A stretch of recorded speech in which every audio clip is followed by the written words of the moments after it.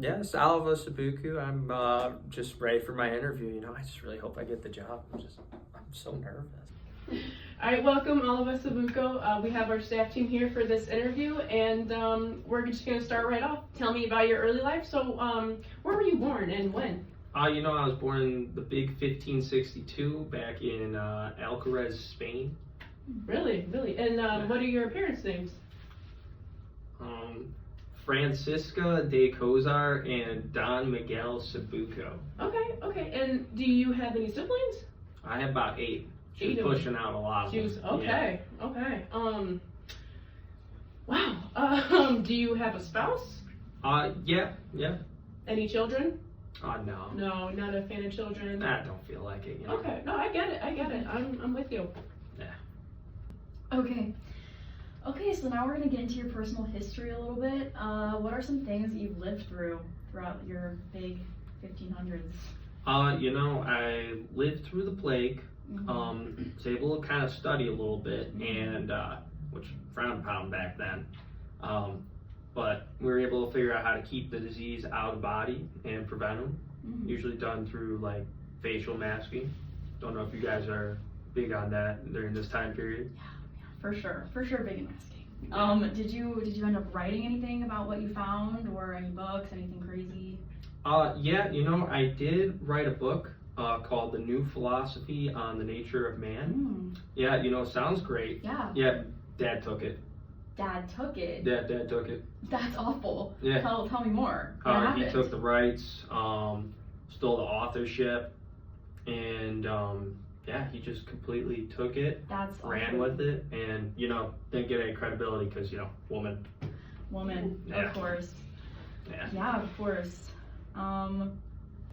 Okay, circling back to your stolen book by your father, crazy. Horrible. Is there anything else that you tried to do to get your rights back?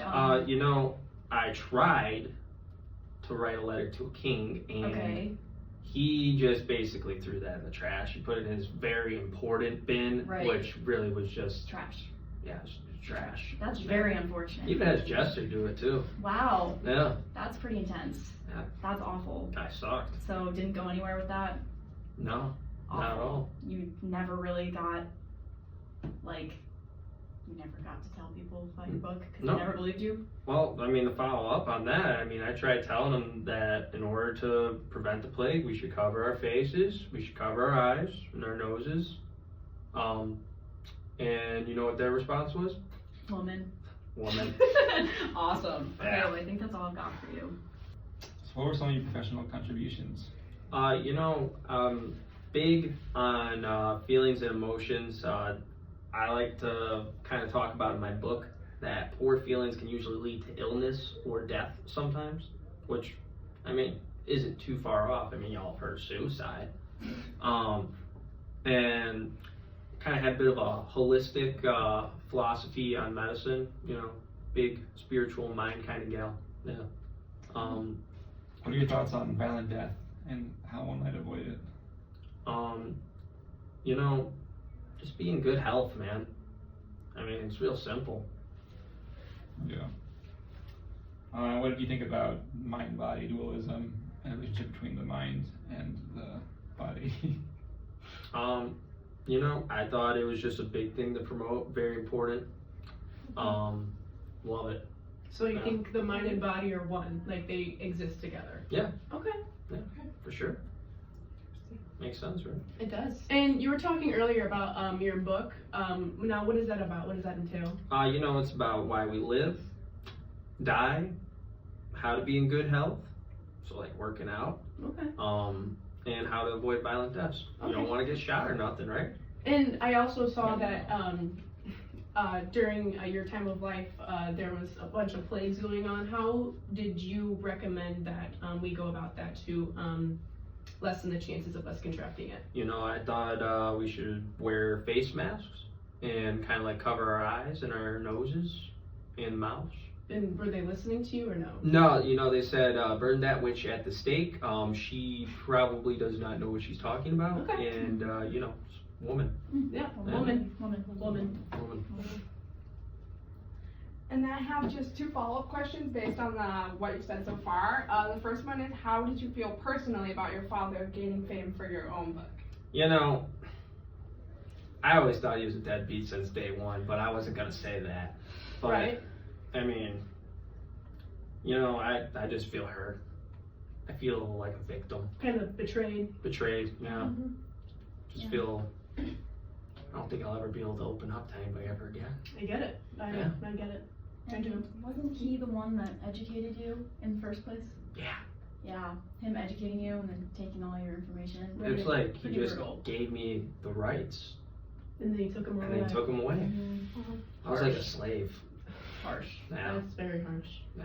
Would you give him violent death if you could? You know, we're supposed to avoid violent deaths according to my book, but I'm not gonna lie, I would love to pull out the 9. Okay. Okay, so based off of that, do you think circumstances would be different if you were born a man instead of a woman? Well, I definitely wouldn't be getting threatened to get burned at the stake or Right. thrown off a cliff to see if I could float in water, so that would be great. Do you think more lives would have been saved and more educated if you were a man? Yeah, probably. Yeah. Would have been more of a contribution. Okay. Yeah. Okay, so we're actually going to huddle up. If you could take a step outside, we're going to actually talk really quick amongst Okay. ourselves and make Okay. make a decision really quick. She's getting old. I don't think I can actually get out of here. There we go. Alright.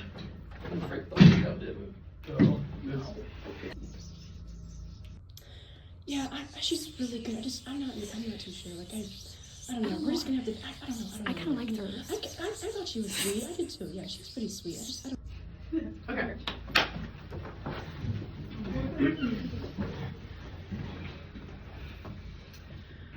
So we've come to a decision. I think we're going to choose you. The reason for choosing is you're a strong advocate for the mind and body being one. The body without the soul being considered a corpse, which we agree with. You followed Aristotle's ideologies. Great guy. And was an amazing writer. You sought to educate others that would prevent disease and understand the interrelationship between the mind and body. You're an intelligent young woman and you obviously fight your way to have a voice in the psychological field. So I'm just gonna say, welcome to Wendy's. Thank you. Oh my god, I can't wait to flip patties. Hey guys, I got the job. I'm just really excited to be flipping patties at Wendy's. You know, just putting the fries in the bag. Even went out and spoiled myself, got a Walla. You know, it's just such a great day. This is my fight song.